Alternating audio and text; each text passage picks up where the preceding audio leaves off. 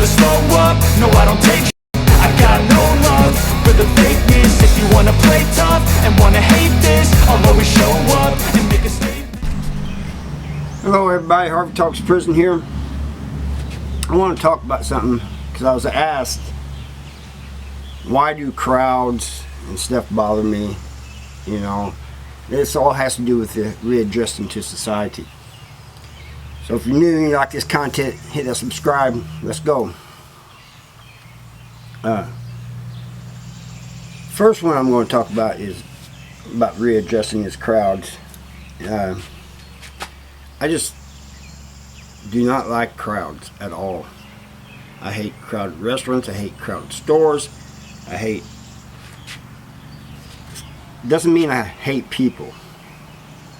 Just means that I don't like being around a larger group of people. And because a lot of times in prison, when you when something kicks off, it's usually where there's a large crowd. You know, it's like Eric Swanson said on his channel when he talked about the same thing. It's always during movements like to chow. It could happen in the gym. It could happen wherever there's a large group. Like you're walking to chow, you're walking along the sidewalk. And it's usually a bunch of you. You gotta be aware of everything going around. Head's gotta be on a swivel. You know, you just gotta be aware. You know, there's people in front of you, back of you, side of you, whatever. And usually you'll have friends and stuff around you. But you know, even with that, it doesn't matter. You're kind of looking out for them too. You know, just like they're looking out for you. So I get out, and it's like right after Thanksgiving. So that means the Christmas shopping has started. And one of the first places we went when we went shopping for gifts is Walmart. Drove me nuts. I mean, it was crowded. What's going on here? So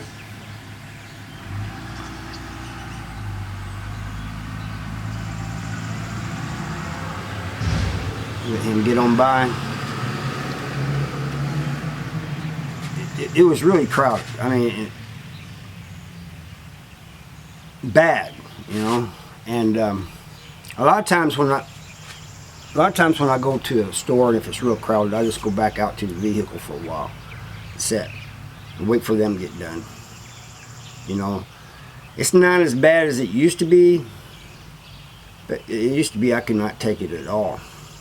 And I remember one time walking in a store, I think it was Walmart, and there's this guy. I was walking with my stepdaughter, and there's a guy walking behind me, like almost on my heels.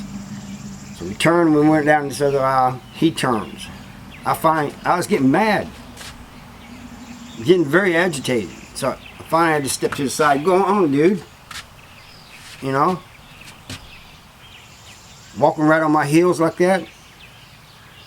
And next thing is restaurants. Well, I'm going to talk about food in general, but restaurants. I got to sit with my back to the wall. I got to sit where I see everything. And I'll tell you a couple of stories. First time in a restaurant, I mean, I'm sitting there and I'm just looking around. I'm doing more looking around than I am eating, I think.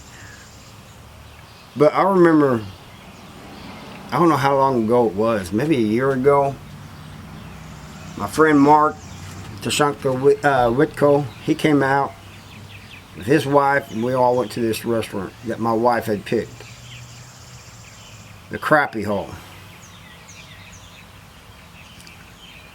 It's a funny name, but anyway, we get there and it is filled to the max. And I'm thinking, oh no. So I'm thinking, well, maybe they'll have a corner booth or something. No, they set us right down in the middle.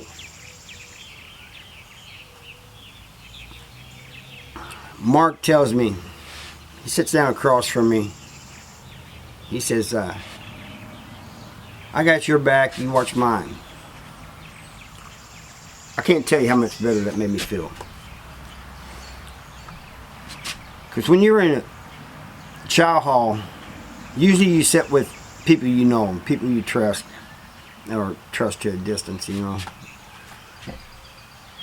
And you guys are watching each other's back. You're watching what's behind him. He's watching what's behind you. These people on this side, their tables are full. They're watching too, you know. So that meant a lot to me when Mark did that. Then, not long ago, Mark came by and picked me up, and we went to Nevada, Missouri. We met Kevin, Bars to Ministries, and we had met Eric Swanson. All of us have been in prison. So, we go to this little, I can't remember what it's called, White Cafe or something like that. And we sat at the counter, like the, you know, these stools, and there's this counter, but there's people behind us eating. It's a small place. So we were ordering everything, but the whole time I just kept looking behind us. I said, it wasn't as bad as the crappy hole, but it was still kind of unnerving to me. I don't know if they knew this or not. And but I kept looking behind me, and I know a couple people sitting back there was wondering, why does this guy keep looking back here? Because I'm keeping an eye on your ass. That's why. Then, and Eric Swanson brought this up, and it's a very good point. And I didn't even really think about it until he said something. Until I watched his video and he said something. But it's very true. When you, like you're going through a drive-thru, you don't know what to order. There's so many choices. You didn't have all these choices when you was in prison. And it's funny because people always ask you, what do you want? What do you want? You know, if they're driving and doing the order, what do you want? I just have what you have. It usually has to be very bad before I will say, is there anything else? But it's hard to pick. You know, and even going to the grocery store, picking out food. You know, there's so many choices, and I didn't have that in prison. 29 years in prison, I did not have all those choices. And even before I went to prison, of course I was 17 when I went to prison, got arrested. But there were not as many choices back in the 80s as there are now. I mean, it's just mind-boggling. I still can't get over it. You got all these choices, you just don't know what to pick. And another thing, I've seen food with the same name as what they served in the chow hall, and it's nasty. It's nasty in prison. I remember one time I was in a store, and Mindy says, "Oh, chicken Alfredo. That sounds good. I haven't had that in a while." I said, "I haven't either, and I don't want to." And she goes, "What? Chicken Alfredo's good." I said, "Not to me, it ain't." I said, "Chicken Alfredo they served in prison was nasty. That was some bad stuff." And it must have been a couple years before I was able, I let her buy some, and she made it, and I just took a little bit on my plate, and I was scared to eat it. I really was. I've seen chicken chicken poultry al king. We used to call it chicken killer con. Still haven't tried that. Do not want to. It's most of the prison food is bad. It's high in sodium, and that's another thing. If you've been in prison a long time, your food is high in sodium, it'll cause health problems. A doctor said that's one of the reasons my health is kind of bad. It ain't the whole thing, but it's part of it. But it's gotten better because I've readjusted to the food out here, you know. But even the canteen food, commissary, either sugar or sodium. So that's another thing, you know. And just, you people have no idea. And this is why I tell people, do not take anything for granted. Because the simple fact that I can get a cup of brewed coffee, step outside on the porch and drink it, it's just amazing. I can't get over it. I still can't get over it. And I pretty much do that every morning. In prison, you had instant coffee. I don't know if some of you have had instant coffee. Something that you have to get used to in prison because, to me, it's not real coffee. And they can't step out on their porch and drink it, you know. They may step out of their cell and drink it. Well, I'm stepping out on the porch and drinking a cup of coffee. They're stepping out of their cell. But riding in a car or being able to walk is still kind of weird to me. I mean, I'm getting used to it. But you got to remember, when I was in prison, never got to ride in vehicles very much. And when I did, I was shackled and going to another prison. Like I said, I was always going to another prison when I was in a vehicle. Never just rode without shackles. For 29 years, you know, hands are shackled, you got belly chain on, your feet are shackled. You got this black box. When I got out of prison, I got out of prison and I got in the vehicle, in the truck. We're going down the road. I'm not saying much. I mean, I'm just blown away that I'm free. I just can't get over it. Another thing I couldn't get over was the fact that I was in a vehicle and was not shackled. It felt like I should be shackled. You know, I kept moving my hands apart, moving my feet. It's this weird sensation. And people, you know, they always ask, what's it like being free? They always ask, you know, maybe once in a while they'll ask, how are you readjusting? But they have no clue, man. You walk into a store. There's a Casey's down here. I go in there all the time. Got kind of used to going in there. But it's one of those things that I can walk out the door anytime and do it. And when I first got out, I would not hardly leave the house until somebody told me, hey, you can go outside if you want, you know. And I would go outside. And sometimes they would come with me. But, you know, I remember one time they said, hey, you know, go outside, walk around, you know. Just walk around in the neighborhood. I walked out, and the first thing I did as I was going out the door is I patted my chest. I'm feeling for my prison ID. We had to have them clipped up here. Walk around with them clipped on us. That's the first thing I did, and you know, then I realized, man, I don't have to have the ID. And it was just that first walk around the neighborhood was just strange. weird, you know, and it seemed like everything was moving real fast. Too fast for me, if you ask, you know, to be honest.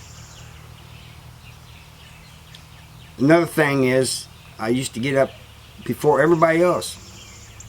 To me, it seemed like people were sleeping late, even though a lot of them was getting up around 7:30 or 8.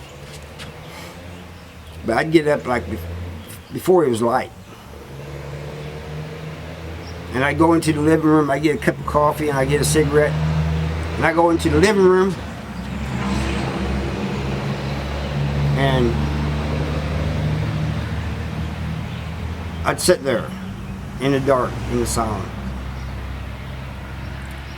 Just enjoying the quiet. Prison is very noisy. You know, even when there ain't a lot of talking, there's stuff going on.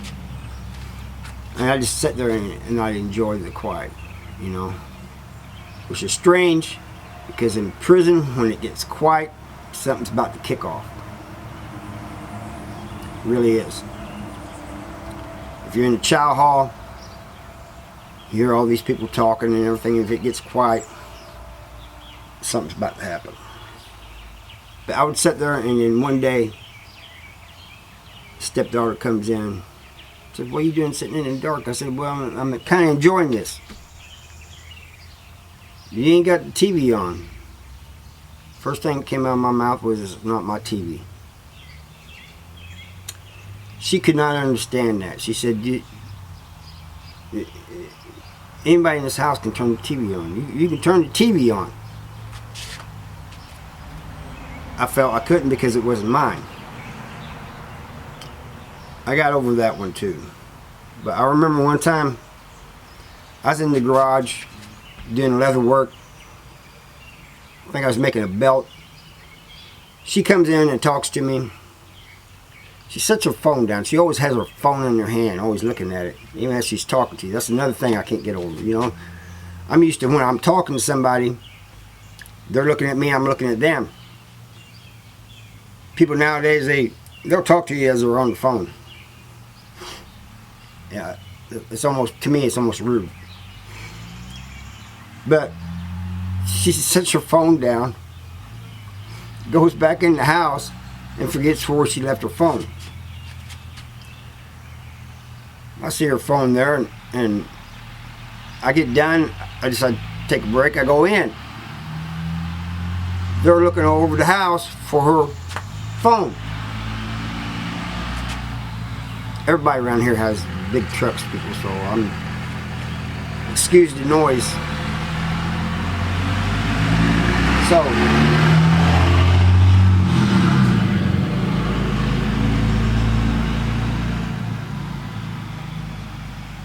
So I go back in there. Everybody's looking for this phone. I said, "Your phone's out in the garage."